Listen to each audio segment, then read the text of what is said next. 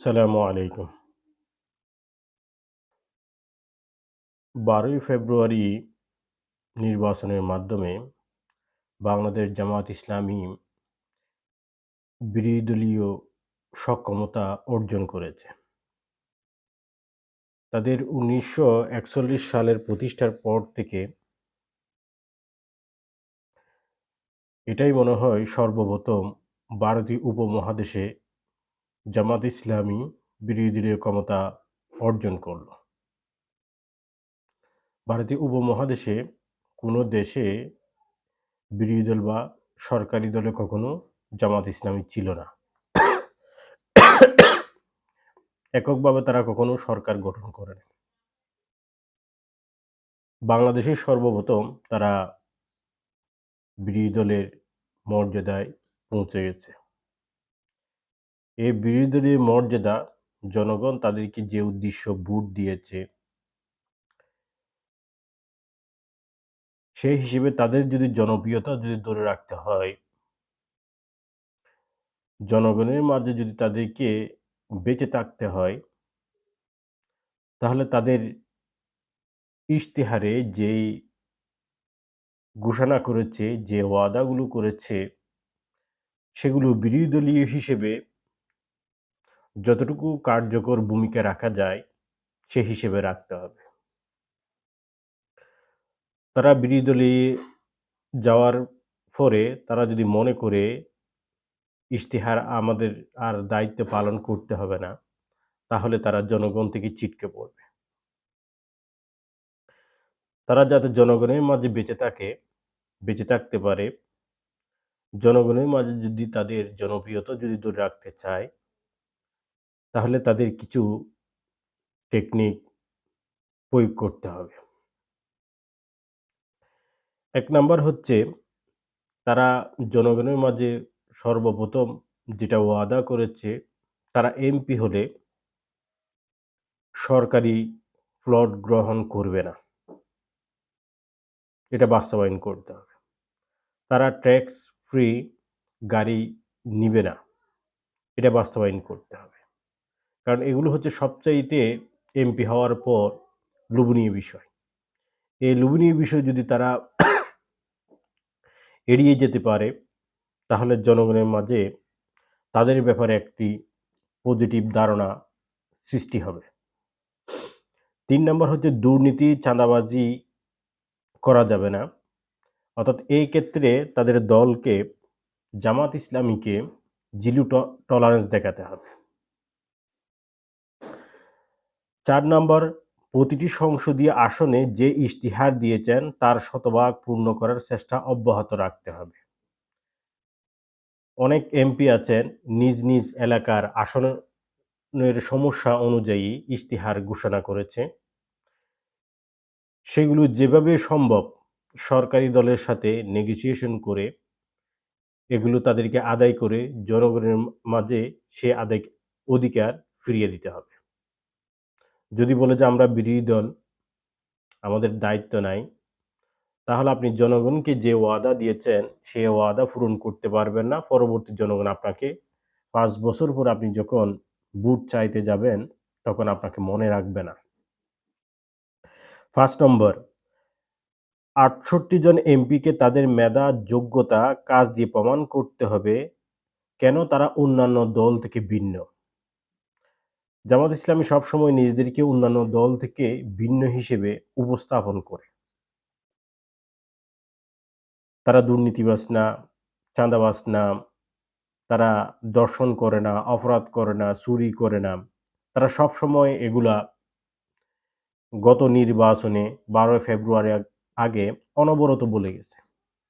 এগুলো তাদেরকে তাদের কাজের মাধ্যমে তাদের আসনে বাস্তবায়ন করে দেখাতে হবে। তারা অন্যান্য দল থেকে, অন্যান্য এমপি থেকে তারা ভিন্ন কেন? তারপর তাদের ব্যক্তিগত আয়, সম্পদের পরিমাণ, তারপর সকল নাগরিককে সে যে এলাকায় এমপি নির্বাচিত হয়েছে, সে এলাকার সব দলের নাগরিককে তাকে এক চোখে দেখতে হবে। ওইখানে শুধু জামাতের লোককে সুযোগ সুবিধা দিবেন, বিরোধী দল বিরোধী দল বলতে অন্যান্য দলকে সুবিধা দিবেন না, তাদের সাথে সম্পর্ক থাকবে না, এরকম হবে না। আপনাকে যখন আপনার সরকারি পক্ষ থেকে আপনার কাছে জনগণের জন্য যে বরাদ্দ আসবে, সেগুলো সমভাবে সুষম বন্টন করে দিতে হবে। ৬ নাম্বার, সরকারের গঠনমূলক সমালোচনা করে সরকারকে সঠিক পথে চলতে সহায়তা করতে হবে। বিরোধী দল হয়েছেন সেইজন্য কথার কথা, সব কথায়, সব কাজে বিরোধিতা করতে হবে এমন না। সরকার যেগুলো জনগণের পক্ষে সঠিক সিদ্ধান্ত গ্রহণ করে, সেগুলো আপনাদেরকে সমর্থন দিতে হবে। সরকার যদি কোনো জায়গায় ভুল করে, সেগুলো সমালোচনা করে, গঠনমূলক সমালোচনা করে আপনাদেরকে তুলে ধরতে হবে। এবং সরকার যদি ভালো কোনো কাজ করে, তার জন্য প্রশংসা করতে হবে। শুধু বিরোধী দল হয়েছেন সেই কারণে সবসময় বিরোধিতা করবেন এমন না। কারণ দেশটা হচ্ছে সবার।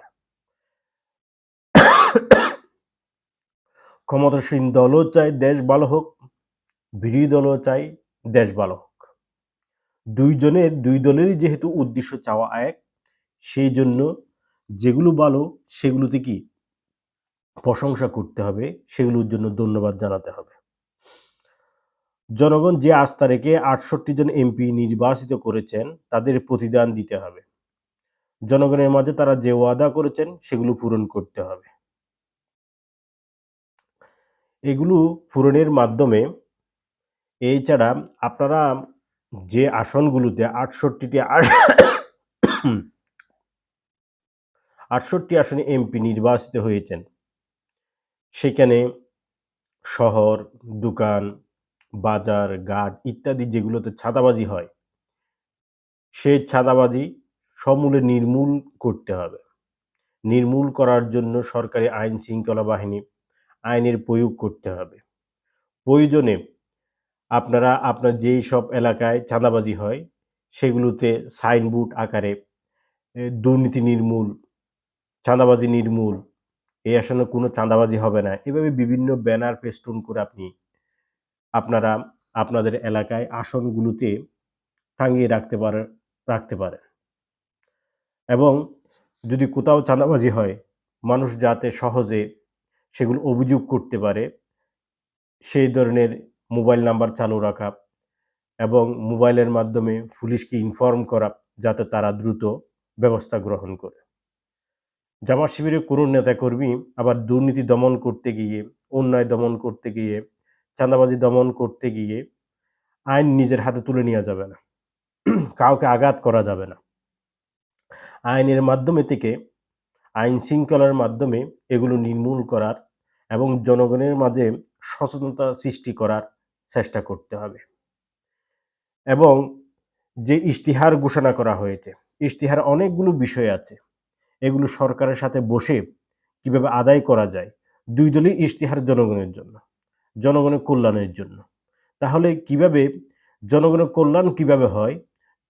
সরকারি দলের সাথে যোগাযোগ করে, নেগোশিয়েশন করে এগুলো জনগণের জন্য আদায় করতে হবে। এগুলো আদায়ের মাধ্যমে আশা করি জনগণ আপনাদেরকে মনে রাখবে এবং সামনে নির্বাচনে গেলে জনগণ আপনাদেরকে সেভাবে সম্মান করবে। এগুলো যদি বিপরীত করেন, তাহলে জনগণ আপনাদেরকে নিক্ষেপ করবে। জনগণের চাইলে আপনারা আর যেতে পারবেন না। আপনাদের যে সুযোগ এসেছে, সেই সুযোগটা আপনাদেরকে কাজে লাগাতে হবে। ধন্যবাদ। সালামু আলাইকুম ওয়া রাহমাতুল্লাহ।